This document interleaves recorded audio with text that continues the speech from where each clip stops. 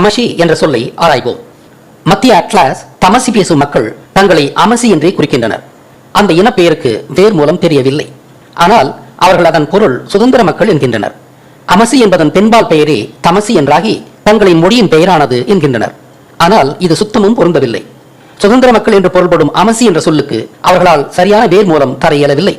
மேலும் சுதந்திர மக்கள் என்று பொருள்படும் சொல்லின் பெண்பார் பெயர் எப்படி அம்மக்களின் மொழியின் பெயராகும்? சான்றாக தமிழர்களின் மொழி தமிழ், அதே போல அமசிகளின் மொழியும் அமசிதானே. எனவே அவர்களின் புரிதல் சரியாக இருக்க வாய்ப்பில்லை. தமசி சொல் மூலத்தை மறந்த அம்மக்கள் சொல்லும் சாக்குப்போக்கான விளக்கமே அவர்களது இந்த விளக்கம். இந்த விடயத்தை பார்த்த பிறகு அவர்கள் தங்களின் எண்ணத்தை மாற்றிக்கொள்ள வாய்ப்புள்ளது. தமிழே உலகின் முதல் மொழியானதால் ஆதியில் அதற்கு பெயர் இருந்ததில்லை.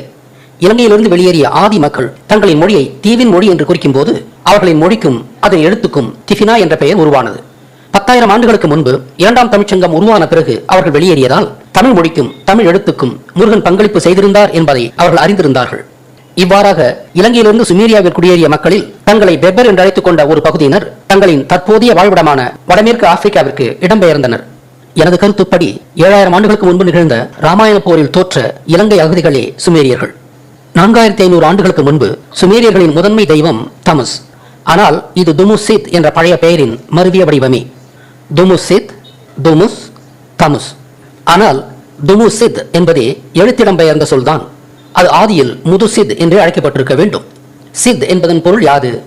யா சித்தி என்பது தென் சித்தர்கள் என்றும், அப்பெயரில் உள்ள யா என்பது தெற்கு என்றும், சித்தி என்பது சித்தர்களை குறித்தது என்றும், அவர்கள் முருக வழிபாட்டுக்காரர்கள் என்றும், அவர்கள் மெசபத்தோமியாவின் ஒரு பகுதியான குர்திஸ்தானத்தில் வசிப்பவர்கள் என்றும் 2 வருடங்களுக்கு முன்பே வேறு ஆங்கில விடயம் வழியாக பதிவு செய்துள்ளேன். எனவே சித் என்றால் சித்தன் என்று பொருள். ஆக முதுசித் என்பதற்கு மூத்த சித்தன், பழைய சித்தன் என்றெல்லாம் பொருள் கொள்ளலாம்.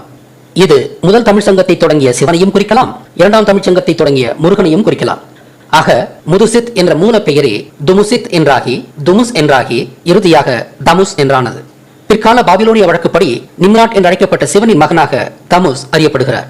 மேலும் தமுஸ் கால்நடைகளை மேய்த்தவராகவும், விவசாய கடவுளாகவும், பருவங்களின் நாயகனாகவும், கருவளத்திற்கான கடவுளாகவும் பல வகைகளில் வழிபடப்பட்டார். அதே சமயம் முருகனும் ஒரு ஆயர் தலைவன் என்பதும், அவர் விவசாய தொழில்நுட்பத்தை கண்டறிந்தார் என்பதும், அவர் விவசாயத்திற்கான மூல நாட்காட்டியை உலகில் முதலாக உருவாக்கினார் என்பதும், அவர் கருவளத்திற்கான கடவுளாகவும் வழிபடப்படுகிறார் என்பதும் முருகன்தான் தமுஸ் என்று நமக்கு அடையாளம் காட்டுகின்றன. தங்களின் மொழியையும் அதன் எழுத்து முறையையும் திஃபினா என்று அழைத்த ஆதி பெர்பர் மக்களுக்கு சிந்துவெளி எழுத்து என்று அழைக்கப்படும் எழுத்து முறையை உருவாக்கியதும் தமிழை வளர்த்ததும் முருகனே என்று தெரிந்திருந்தது.